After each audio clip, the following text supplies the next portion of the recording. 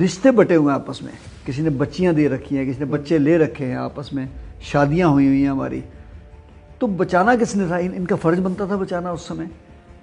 अगर नहीं तो 8-10 हज़ार लोग दिल्ली जैसी राष्ट्रीय राजधानी में सड़कों पे घसीट के मिट्टी का तेल डाल के जला दिए गए। छोटी बात तो नहीं है।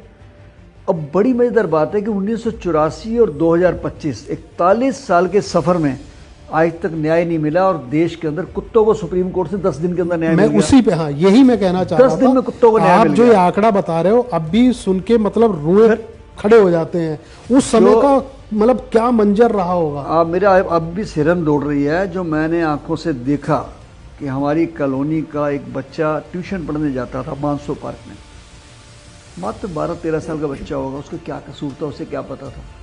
सरेआम उसको मारने के बाद गले में रस्सी डाल के नाले में घसीटा गया, और जब डेड बॉडी उनको उठा के ले आए हमारे पड़ोसी एक फिएट कार में, भाटिया साहब, तो पुलिस और मिलिट्री आ गई कि आपके बच्चे को दाह संस्कार शमशान में नहीं हो सकता क्योंकि वहाँ मॉब आ जाएगा, आप अपने घर के सामने कर लीजिए। देखिए कितनी ज़बरदस्त त्रासदी थी वो। उस पिता के ऊपर क्या बीती होगी जब उसका संस्कार हो गया। बाद में उसके पिता फॉरेन कंट्री यहाँ से चले गए मकान बेच के, कहते मुझे उस कंट्री में नहीं रहना जहाँ अपने बेटे को जलाने का अधिकार ना हो, और मेरा जवान बेटा मार दिया गया।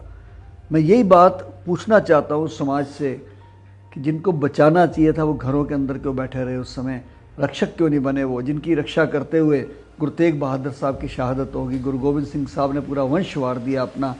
तो मुझे लगता है कहीं ना कहीं 84 का दाग तो हम नहीं भूल सकते कि कुछ लोगों ने ये जरूर किया कि अगर मेरे घर में आना है तो आप बाल कटवाओ आप। तो फिर आपने क्या बचाया? फिर तो आपने आम आदमी को बचाया, सिख को तो नहीं बचाया ना। हाँ। अगर आपने सिख को बचाना उनका था धर्म तो बेधर्म कर को दिया बचाना था तो फिर सिक्खी को बचाते।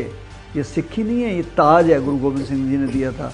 आपने बाल ही कटवा दी, दाढ़ी कटवा दी, पगड़ी उतरवा दी, तो फिर क्या बचाया आपने? जान की क्या कीमत है?